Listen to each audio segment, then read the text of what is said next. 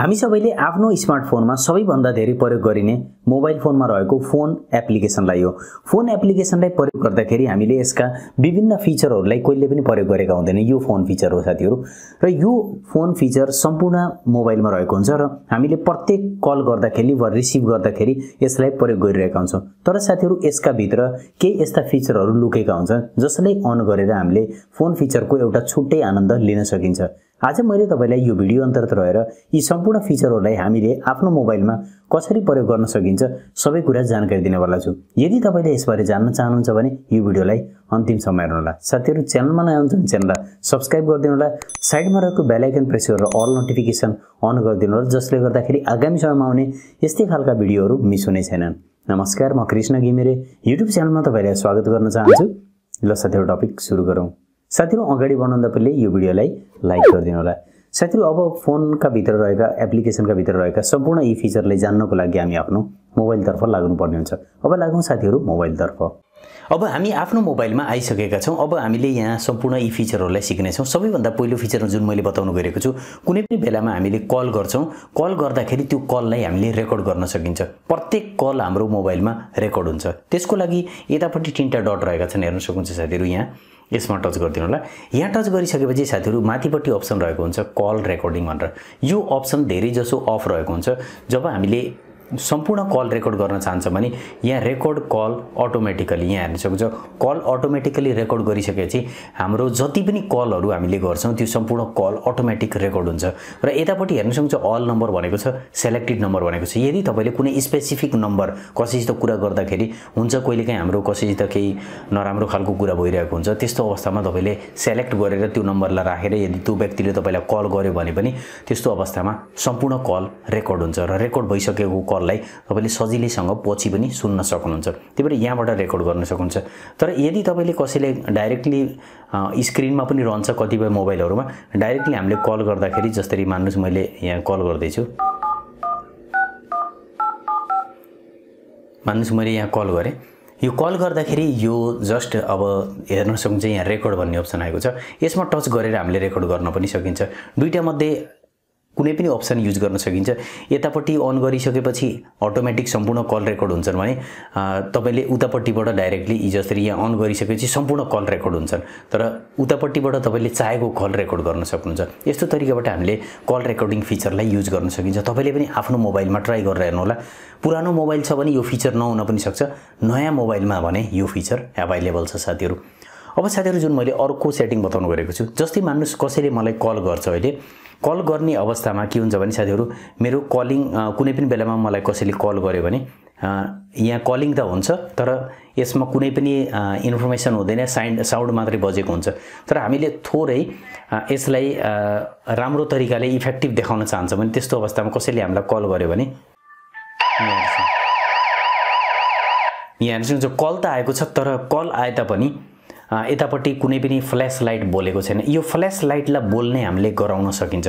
त्यसलाई गराउनको लागि हामीले जस्ट यसलाई क्रस गराइयो अनि यतापट्टि यहाँ हेर्न सकिन्छ। अब जस्ट यसमा जानु होला, डायल प्याडमा यहाँ गइसकेपछि तीनटा डटमा टच गर्नु होला र यतापट्टि तपाई अलिकति तल आउनु होला, इनकमिङ कल सेटिङमा यसमा जानु होला। यहाँ गइसकेपछि हेर्न सक्नुहुन्छ यहाँ अप्सन रहेको छ फ्ल्यास व्हेन रिंगिङ। जब रिङ हुन्छ त्यो बेलामा फ्ल्यास लाइट बोलुस् भनेर हामीले सेटिङलाई अन गरिदिन्छौँ। अब हामीलाई कसैले पनि कल गर्यो भने त्यस्तो अवस्थामा कलिङ जब हाम्रोमा रिसिभ हुन्छ त्यो त्यसभन्दा पहिले त्यसमा लाइट बल्ने छ। ल हेर्न सक्नुहुन्छ साथीहरु, यतापट्टि यस्तो तरिकाबाट हामीले यसलाई अन गरिसकेपछि प्रत्येक कल आउँदाखेरि इनकमिङ कलमा फ्ल्यास लाइट बोल्छ। यो सेटिङ पनि एकदम राम्रो रहेको छ। तपाईले आफ्नो मोबाइलमा यसलाई अन राख्नु होला। अर्को अप्सन रहेको छ अटो एन्सर। त्यसको लागि हामीले जस्ट यसमा टच गर्नुपर्ने हुन्छ र यसमा टच गरिसकेपछि साथीहरु यहाँ तीनटा डटमा टच गर्नु होला र यहाँ टच गरिसकेपछि कुनै पनि बेलामा जसरी अटो एन्सर अफ छ यसले अन गरिदिनु हो भने तपाईले यहाँबाट अन गरिसकेपछि प्रत्येक तपाईले यहाँ सेट जसरी ह्यान्डसेट एन्ड अर ब्लुटुथ ओन्ली भनेर गराएको रहेछ, तपाईले अलवेज गराउन पनि सक्नुहुन्छ वा कुनै पनि एउटा जसरी हेडसेट लगाएको बेलामा कानमा त्यस्तो बेलामा अटोमेटिक 3 सेकेन्डमा उठुस् 4 सेकेन्डमा उठुस् भनेर सेट गरिदिन सक्नुहुन्छ। जस्तै यहाँ टच गरिदिनु भयो भने अटोमेटिक यो सेट हुन्छ, यसमा टच गर्नु भने यो ह्यान्डसेटमा मात्रै सेट हुन्छ र यसमा पनि हामीले सेट गर्न सकिन्छ। यतापट्टि रहेको हुन्छ डिले अटो एन्सर, यसमा टच गरेर कति सेकेन्ड पछि हामीले त्यो एन्सरलाई रिसिभ गर्ने त्यो गराउन सकिन्छ। यो अप्सन पनि एकदमै उपयुक्त रहेको छ। कहिलेकाहीँ हामी एकदम बिजी भएका हुन्छौँ, जस्तै बाइक चलाउँदाखेरि हाम्रो कानमा यदि हामीले लिड लगाएका छौँ भने त्यस्तो अवस्थामा अटोमेटिक 3 सेकेन्डमा त्यो कल रिसिभ हुन्छ, जसले गर्दाखेरि के बेनिफिट हुन्छ भने हामीले मोबाइललाई झिक्नु पर्ने आवश्यकता पर्दैन, 3 सेकेन्डमै कल रिसिभ भइहाल्छ। यो अप्सन पनि एकदमै उपयुक्त छ साथीहरू, आफ्नो मोबाइलमा गर्नु होला। अब साथीहरू अर्को सेटिङ जुन मैले बताउन गइरहेको छु त्यो एकदमै महत्त्वपूर्ण सेटिङ छ। त्यसको लागि साथीहरू जस्ट 3टा डटमा टच गरिदिनु होला। यसपछि तपाईँ अलिकति तल हेर्न सक्नुहुन्छ एडभान्स सेटिङ भन्ने छ, यसमा जानु होला। यहाँ गइसकेपछि साथीहरू यतापट्टि हेर्न सक्नुहुन्छ, माथिपट्टि छ क्विक डायल भन्ने, क्विक डायलमा टच गर्नु होला। यसको फाइदा के छ भने साथीहरू, यदि मानव मैले कसैलाई कल गर्न चाहन्छु भने जस्ट मैले जुन बटनमा नम्बर सेभ गरेको हुन्छु त्यही नम्बरमा कलिङ हुन्छ अटोमेटिक। जस्तै 2 नम्बरमा मैले के सेभ गर्न चाहन्छु भने यहाँबाट हामीले चुज गर्न सकिन्छ। जस्तै यो नम्बर मैले चुज गरेँ 2 नम्बर भनेर, अनि यसमा मैले यो सेभ गरेँ र 3 नम्बरमा जस्तै मैले आफ्नो फादरको सेट गर्न चाहन्छु भने यहाँ सक्नुहुन्छ ड्याड भनेर सेभ भएको छ। अब मैले ब्याक जान्छु। अब कुनै पनि बेलामा मैले कल गर्न पर्यो, सेट गरेको छु 2 मा मैले आफैलाई सेट गरेको छु र 3 मा चाहिँ फादरलाई सेट गरेको छु भनेपछि यसमा टच गरिराख्यो भने अटोमेटिक यहाँ हेर्न सक्नुहुन्छ कलिङ भएको छ। र यदि मैले फादरलाई गर्न चाहन्छु भने त्यस्तो अवस्थामा मैले जस्ट यसमा टच गर्दा बित्तिकै फादरलाई गइहाल्छ। भनेपछि यस्तो तरिकाबाट हामीले स्पिड डायल सेट गर्न सकिन्छ, जसले गर्दा कहिलेकाहीँ हतारमा हामीले कल गर्न पर्यो भने सजिलैसँग स्पिड डायलको मार्फत हामीले कल गर्न सकिन्छ साथीहरू। अर्को लास्ट अप्सन मैले बताउन गइरहेको छु त्यो भनेको एकदमै उपयुक्त अप्सन हो हाम्रो लागि। जस्तै मान्नुस् हामीले कुनै पनि बेलामा कल रिसिभ गर्दाखेरि कसैलाई कल गर्यो भने त्यसले रिसिभ गर्यो भने हाम्रो मोबाइलमा भाइब्रेट हुन्छ।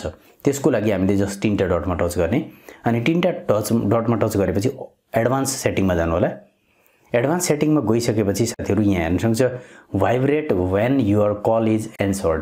यदि हाम्रो एन्सर्ड हुने बेलामा कल भाइब्रेट गराउन चाहन्छ भने यहाँ टच गरिदिने। लाइट र नन भन्ने छ, मैले नर्मल राखेको छु। अब मैले यो नन राखेको केसमा भाइब्रेट गर्दैन, नर्मल राखेको केसमा भाइब्रेट गर्छ वा नन राखेको केसमा पनि भाइब्रेट गर्छ। अब के हुन्छ भने मैले मान्नुहोस् कुनै व्यक्तिलाई फोन गरेँ भने जस्तै यहाँबाट मैले फोन गरेको छु यतापट्टि।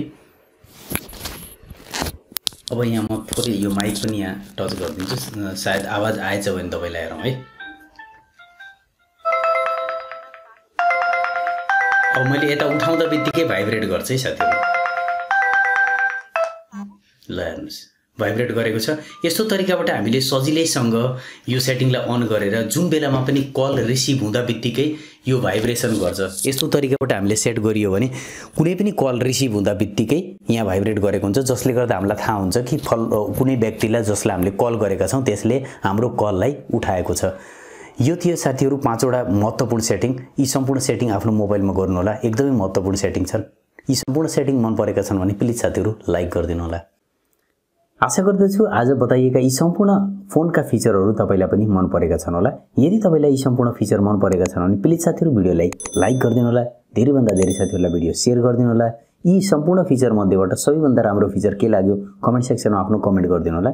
र साथसाथै यदि तपाईँ मलाई पर्सनली जोडिन चाहनुहुन्छ भने टेक्निकलभ्यू 71 इन्स्टाग्राम आइडीमा फलो गर्नु होला।